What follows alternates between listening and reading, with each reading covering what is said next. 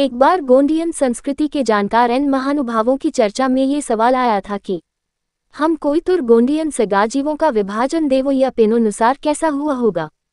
क्या है कोया गोंडियन संस्कृति के रंगों का रहस्य या तत्वज्ञान। गोंडियन संस्कृति के गोंडी धर्म ध्वज में दर्शाए 1 से 7 देवों के 7 रंग कैसे क्रमानुसार किए होंगे। 7 रंग 7 देवों को किस आधार पर प्रथम महाधर्मगुरु पहांदी कुपारलिंगों द्वारा आवंटित किए होंगे।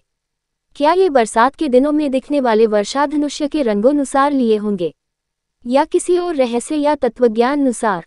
हमारे प्रथम महाधर्मगुरु पहांदी पारी कुपारलिंगों ने कोयामुरी द्वीप का भ्रमण किया था।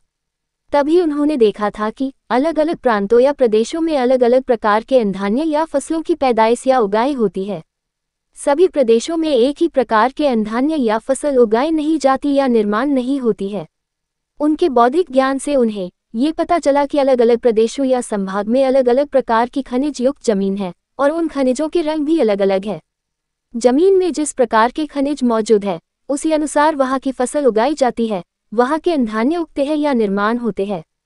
उन्हीं ईंधान्य को वहाँ की नस्ल या पीढ़ियाँ या कौम या जीवित लोग उसे सेवन करके जीवन जीते हैं। वही खनिजों पर उत्पादित हुए पौधों को या उससे उत्पादित हुए अन्नों का सेवन करने से शरीर में उसी खनिजों के अंश या खनिज सेवनों या खाने द्वारा खून में जाते हैं और उसी प्रकार का खून या अन्य बातें उस खनिज युक्त शरीर में बनती है। उसी खून की शादी या विवाह अगर उसी खून में किया गया तो पैदा होने वाली पीढ़ी या नस्ल एक ही ग्रुप में शादी करने से कमजोर, बीमार, अशक्त, पंगु निकलती है।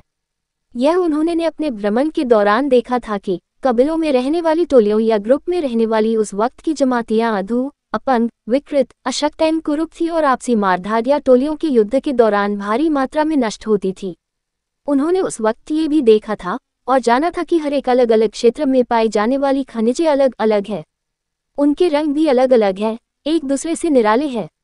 उन्होंने ये भी सोचा था कि अलग अलग या एक दूसरे से निराले खनिजों से उत्पादित हुए अन्न को सेवन करने वाले नस्लों को अगर एक विवाह बंधन से जोड़ा जाए तो उनके संकरण से निर्माण होने वाली नस्ल या पीढ़ी, कौम उम्दा, ताकतवर, दमदार एवं बुद्धिजीवी निकलेगी। इसी सोच को ध्यान में रखते हुए उन्होंने माता कली कंकाली के बच्चों को शिक्षित एवं दीक्षित करके कोया पुनेम के सिद्धांतों का प्रचार एवं प्रसार हेतु अलग अलग प्रांतों में भेजा।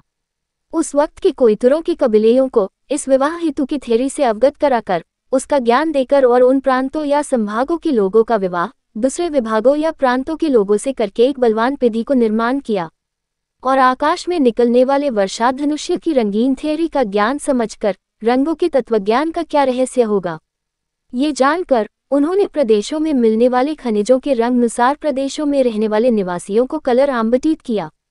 जिन संभागों या प्रांत में जो खनिज हो उन खनिजों का जो कलर हो उस संभागों में रहने वाले ग्रुप को वह कलर दिया है।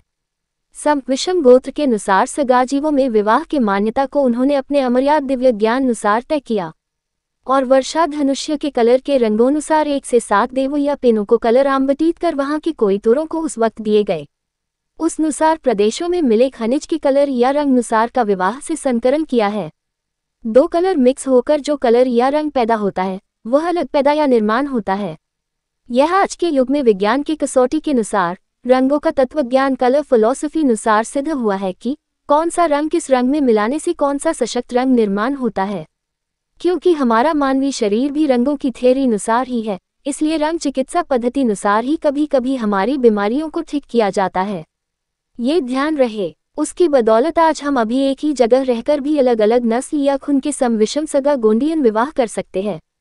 और पीले कलर के बारे में ये तत्वज्ञान है कि जन्म एवं मरण इन 2 महत्वपूर्ण बातों का अंश पीले कलर में समाविष्ट है। जन्म के समय या मृत्यु के समय गंजीव पीला होता है। यही कुपारलिंगों जी का दिव्य ज्ञान था। गोंडी पुनेम के 7 रंगों के ध्वज के बारे में बात करते हैं। गोंडी धर्म का ध्वज 2x3 आकार का सतरंगी ध्वज होता है। इस ध्वज के 7 रंग मूल श्वेत रंग से सतरंगी किरणों के रूप में बाहर निकलते हुए दिखाई देते हैं। सफेद रंग का जो पट्टा होता है वह पेन शक्ति की श्वेत ज्योति का प्रतीक है, जिसके सल्ला गानग्रा दावदायिक शक्ति की क्रिया प्रक्रिया से गोंडी पुनमी गंजीवों के 7 सगाओं का प्रादुर्भाव हुआ है। इसके अतिरिक्त श्वेत रंग पर परसापेन शक्ति की सल्ला गानग्रा शक्ति का प्रतीक अंकित होता है। 7 सगाओं के 7 पट्टों के रंग आकाशी, शेंदरी, जमुनी, लाल, मिट्ठू, हरा तथा पिलाये होते हैं। हर एक सगा का जो रंग होता है उस पर तीरनुमा चिन्ह से सगा देवों की संख्या अंकित होती है।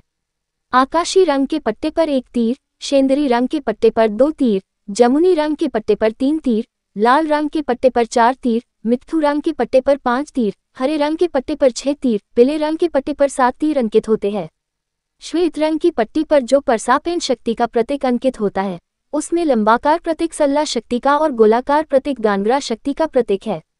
सल्ला और गानग्रा शक्ति के क्रिया प्रक्रिया से जो ज्योति प्रज्वलित दिखाई देती है वह जीव जगत की ज्योति है, जिसमें से 7 सगाओं का प्रादुर्भाव हुआ है। सल्ला और गानग्रा प्रतीकों के नीचे जो त्रिशूलनुमा प्रतीक होता है वह गोंडी पुनेम दर्शन का त्रैगुणीय शूल मार्ग का प्रतीक है, जिसे जय सेवा दर्शन कहा जाता है। जय सेवा दर्शन का त्रैगुणीय शूल मार्ग गण जीवों के बौद्धिक, मानसिक और शारीरिक अंग से संबंधित है। जय सेवा दर्शन के त्रिशूल मार्ग से चलकर ही सभी जीवों का कल्याण साध्य किया जा सकता है, ऐसी गोंडी पुनेम की मान्यता है। सगा समुदाय के गण जीवों का कल्याण करना ही गोंडी पुनेम का अंतिम लक्ष्य है। गोंडी पुनमी गण जीवों के जो 12 सगा शाखाएं हैं, वे कुल 750 गोत्र नामों में विभाजित है। इसलिए गोंडी पुनेम दर्शन में 750 के अंक को शुभांक या चोखो सगुन माना जाता है। इसलिए 750 का अंक त्रिशूलाकार चिन्ह के मध्य में अंकित होता है। ये ध्वज गोंडी पुनमी गण जीवों का सांस्कृतिक मूल्यों का साक्षात दर्शन करता है। जय सेवा ये 2 शब्द नहीं है। जय सेवा इन 2 शब्दों में संपूर्ण गोंडी पुनेम समाया है। इसलिए जय सेवा कहने से जन्म से मृत्यु तक सेवा भाव मन में हमेशा जागृत रहे, यही उच्च सोच है। इसी भावों के साथ सभी को जय सेवा जय गोंडवाना। इस तरह की अच्छी और रोचक जानकारी पाने के लिए आप हमारे YouTube चैनल को सब्सक्राइब करें, वीडियो को लाइक करें और ज़्यादा से ज़्यादा शेयर करिए।